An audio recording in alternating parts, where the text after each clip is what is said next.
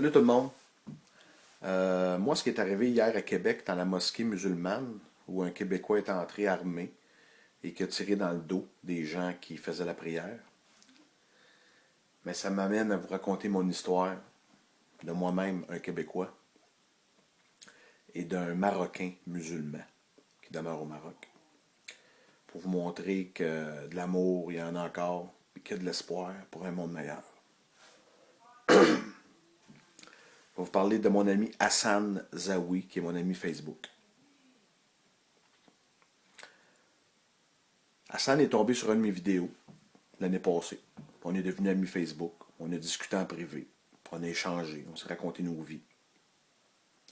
À un moment donné, au fil des discussions, il m'a dit qu'il y avait des oliviers qui demeuraient dans le nord du Maroc et puis qui cultivaient les olives pour en faire de l'huile, qui cultivaient la figue, le caroube, et puis qui vivaient très simplement dans les montagnes du Maroc. Puis moi, au fil des discussions, j'ai dit, il m'a dit que ça se passait au mois de novembre, la cueillette. J'ai dit, je vais aller vous aider. Je vais aller au Maroc vous voir pendant une semaine. Il m'a dit, mais mon frère, tu vas être le bienvenu. Viens-t'en, ça va me faire plaisir. Puis là, moi, ça me restait dans la tête. Finalement, mais j'y étais au Maroc. Je suis allé chez eux. 7 heures d'avion de Montréal à Casablanca. Ensuite, 4 heures de train pour aller dans le nord du Maroc jusqu'à la ville de Fès, où Hassan m'attendait. Un autre 2 heures de taxi pour aller encore plus dans le nord du Maroc, dans les montagnes.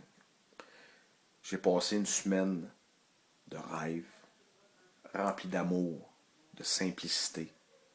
Hassan, il n'y a pas de voiture. Il y a 2 ânes pour aller faire les commissions, pour transporter les olives, les grosses poches d'olives.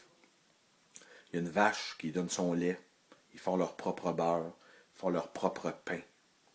J'ai mangé tellement de la bonne bouffe, faite avec amour. J'ai eu la plus grande chambre de la maison. J'ai été traité comme un roi. J'ai été traité comme un membre de la famille. Je me suis senti bien tout de suite. J'ai passé une semaine magnifique. Comme je vous dis, Hassan aujourd'hui, c'est plus juste un ami Facebook, c'est un frère. Je suis un oncle pour ses enfants. Je suis l'oncle québécois. Sa conjointe s'appelle Touria. Il y a 4 enfants. 2 filles, 2 gars. Yasmine, Hayet, les 2 garçons Fadel et Ali. Donc c'est ça. Moi j'ai pris mes billets. Au début, les gens m'ont découragé. J'avais mes billets avec Royal Air Maroc. Je voulais y aller avec ma conjointe, mais elle avait trop peur. Elle était trop insécure. On est habitués, nous autres, à aller à Cuba, en République, dans les tout inclus. Puis je la comprends. Elle voulait pas embarquer là-dedans. Elle dit, je te respecte, vas-y. Les membres de ma famille, de mon entourage m'ont découragé. Puis je les comprends. Avec tout ce qui se passe sur la planète, le terrorisme, les enlèvements, les rançons, puis les coupages de tête, puis tout. La chienne m'a pogné, puis j'avais mon billet d'avion. J'ai cancellé mon billet dans la même journée. J'ai parlé de ça à Hassan, il était bouleversé. Il dit, mais voyons donc, pense pas ça de moi, je suis pas un voyou, je suis pas un terroriste, je te veux pas de mal. Puis là, moi, dans ma tête, le doute s'est installé, je me disais. Puis là, les gens m'ont dit, on a fouillé son Facebook, il n'y a pratiquement rien dessus, c'est un faux compte. Mais dans mon cœur, je me disais, tout est correct. Je suis revenu sur ma décision. J'ai rappelé Royal Air Maroc, puis j'ai repris mes billets dans la même journée. Puis j'y étais. J'étais inquiète, j'avais peur, mais j'ai dit, je passe par-dessus ma peur, puis j'y vais. Mais j'ai passé la plus belle semaine de ma vie, dans la simplicité, dans l'amour, puis dans la joie. Puis aujourd'hui, j'ai de la famille au Maroc. Puis je suis un oncle québécois et j'ai un frère marocain qui s'appelle Hassan Zawi, qui est un Marocain musulman. Oui, il y avait une mosquée dans les montagnes. Jamais personne ne m'a forcé à aller là. On m'en a même pas parlé. Il y avait l'appel à la prière, 4 ou 5 fois par jour.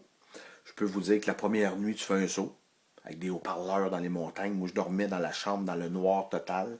Puis là, je pense qu'il était 3 ou 4 heures du matin, puis là, ça part. Là, tu te réveilles, tu dis, ça y est, c'est le coupage de tête, je suis fait, tu vas mourir. Ben non, c'était l'appel à la prière. Puis on me l'a expliqué le lendemain matin en me levant. Quand j'ai demandé c'était quoi cette voix-là qui sortait de nulle part. Fait que c'était mon histoire que je voulais vous raconter d'un Québécois qui est moi. et d'un Marocain musulman qui s'appelle Hassan Zawi. Pour vous montrer qu'il y a de l'espoir puis qu'il y a de l'amour sur la planète. Paix tout le monde, je vous aime et on lâche pas. Bye.